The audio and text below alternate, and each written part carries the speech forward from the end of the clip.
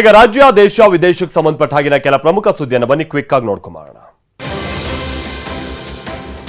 ಪ್ರಧಾನಿ ನರೇಂದ್ರ ಮೋದಿ ಪ್ರಯಾಣಿಸ್ತಾ ಇದ್ದಂತ ವಿಮಾನದಲ್ಲಿ ತಾಂತ್ರಿಕ ದೋಷ ಕಾಣಿಸಿಕೊಂಡಂತ ಘಟನೆ ನಡೆದಿದೆ. ಜಾರ್ಖಂಡ್ನ ದಿಯೋಘರ್ ಏರ್ಪೋರ್ಟ್ಗೆ ಮತ್ತೊಂದು ವಿಮಾನವನ್ನ ಅನಂತರದಲ್ಲಿ ದೆಹಲಿಯಿಂದ ಕಳಿಸಿಕೊಡಲಾಗಿದೆ. ಹೀಗಾಗಿ ಪ್ರಧಾನಿ ಮೋದಿ ಕಾರ್ಯಕ್ರಮದಲ್ಲಿ ಕೊಂಚ ವಿಳಂಬ ಆಯಿತು. ಮೋದಿ ಚುನಾವಣಾ ರ್ಯಾಲಿ ನಡೆಸೋದಕ್ಕೆ ಜಾರ್ಖಂಡ್ಗೆ ತೆರಳಿದ್ದರು. ಮತ್ತೊಂದು ಕಡೆ ಏರ್ ಟ್ರಾಫಿಕ್ನಿಂದಾಗಿ ರಾಹುಲ್ ಗಾಂಧಿ ಪ್ರಯಾಣಿಸ್ತಾ ಇದ್ದಂತ ಹೆಲಿಕಾಪ್ಟರ್ 2 ಗಂಟೆ ತಡವಾಗಿ ಲ್ಯಾಂಡ್ ಆಗಿರುವ ಘಟನೆಯೂ ನಡೆದಿದೆ. ರಾಹುಲ್ ಗಾಂಧಿ ಕೂಡ ಜಾರ್ಖಂಡ್ನ ಚುನಾವಣಾ ಪ್ರಚಾರಕ್ಕೆ ತೆರಳಿದ್ದರು. ಆದರೆ ಟ್ರಾಫಿಕ್ ಕ್ಲಿಯರೆನ್ಸ್ ಸಿಗದ ಕಾರಣ 2 ಗಂಟೆ ತಡವಾಗಿ ಗೊಡ್ಡಾ ಎಂಬ ಪ್ರದೇಶದಲ್ಲಿ ಹೆಲಿಕಾಪ್ಟರ್ ಲ್ಯಾಂಡ್ ಆಗಿದೆ. ಇದಕ್ಕೆಲ್ಲ ಬಿಜೆಪಿ ಕಾರಣ ಅಂತ ಕಾಂಗ್ರೆಸ್ ಆರೋಪಿಸಿದೆ.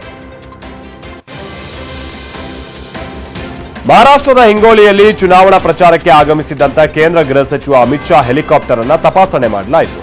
ಕೆಲ ದಿನಗಳು ಉದ್ಧವ್ ಠಾಕ್ರೆ ಬ್ಯಾಗ್ಗಳನ್ನ ಹಿಂದೆ ಪರಿಶೀಲಿಸಲಾಗಿತ್ತು. ಕೆಲ ದಿನಗಳ ಹಿಂದೆ ಆ ವಿಡಿಯೋವನ್ನ ಪೋಸ್ಟ್ ಮಾಡಿ ಚುನಾವಣಾ ಅಧಿಕಾರಿಗಳಿಗೆ ಟಾಂಗ್ ಕೊಟ್ಟಿದ್ದಂತ ಠಾಕ್ರೆ ಮೋದಿ ಹಾಗೆ ಅಮಿತ್ ಶಾ ಅವರ ಬ್ಯಾಗ್ಗಳನ್ನು ಪರಿಶೀಲಿಸ್ತಾರಾ ಅಂತ ಪ್ರಶ್ನಿಸಿದ್ದರು. ಇದಕ್ಕೆ ಪಂಚ್ ಕೊಟ್ಟಿರುವಂತಹ ಅಮಿತ್ ಶಾ ನನ್ನ ಹೆಲಿಕಾಪ್ಟರ್ ಅನ್ನು ಪರಿಶೀಲಿಸಲಾಗಿದೆ ಅಂತ ಟ್ವೀಟ್ ಮಾಡಿದ್ದಾರೆ. ಬಿಹಾರದಲ್ಲಿ ಬಿರ್ಸಾ ಮುಂಡಾ 150ನೇ ಜನ್ಮದಿನಾಚರಣೆಯನ್ನು ಆಚರಿಸಲಾಗ್ತಾ ಇದ್ದು ಬಿರ್ಸಾ ಮುಂಡಾ ಸ್ಮರಣಾರ್ಥ ನಾಣ್ಯ ಅಂಚೆ ಚೀಟಿಯನ್ನ ರಿಲೀಸ್ ಮಾಡಲಾಗಿದೆ. ಬಿಹಾರದ ಜಮುಯಿನಲ್ಲಿ ನಡೆದಂತ ಕಾರ್ಯಕ್ರಮದಲ್ಲಿ ಭಾಗಿಯಾದಂತ ಮೋದಿ ಜನಜಾತಿಯ ಗೌರವ ದಿವಸ್ ಸ್ಮರಣಾರ್ಥ ಸಮಾರಂಭದಲ್ಲಿ ಭಾಗಿಯಾದರು. 6,640 ಕೋಟಿ ವೆಚ್ಚದ ಯೋಜನೆಗಳಿಗೆ ಶಂಕುಸ್ಥಾಪನೆಯನ್ನು ನೆರವೇರಿಸಿದರು.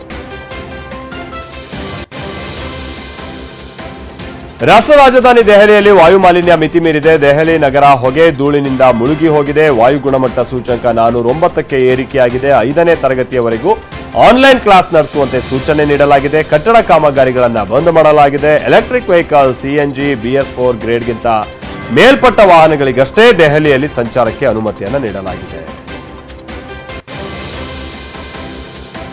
TV9 ಸ್ವೀಟ್ ಹೋಮ್ ಎಕ್ಸ್ಪೋ ಮತ್ತೆ ಬಂದಿದೆ. ಬೆಂಗಳೂರಿಗರಿಗೆ ಅದ್ಭುತ ಅವಕಾಶವನ್ನ ಮತ್ತೊಮ್ಮೆ ಹೊತ್ತು ತಂದಿದೆ.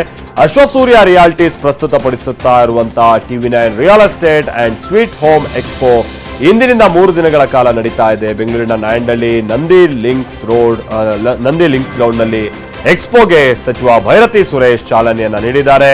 ದೊಡ್ಡ ದೊಡ್ಡ ರಿಯಲ್ ಎಸ್ಟೇಟ್ ಕಂಪನಿಗಳು ಒಂದೇ ವೇದಿಕೆಯಲ್ಲಿ ಪಾಲ್ಗೊಳ್ತಾ ಇದ್ದು ನಿವೇಶನ ನೆಚ್ಚಿನ ಮನೆ ಖರೀದಿಸುವಂತವರಿಗೆ ಇದೊಂದು ಉತ್ತಮ ಅವಕಾಶ ಆಗಿದೆ.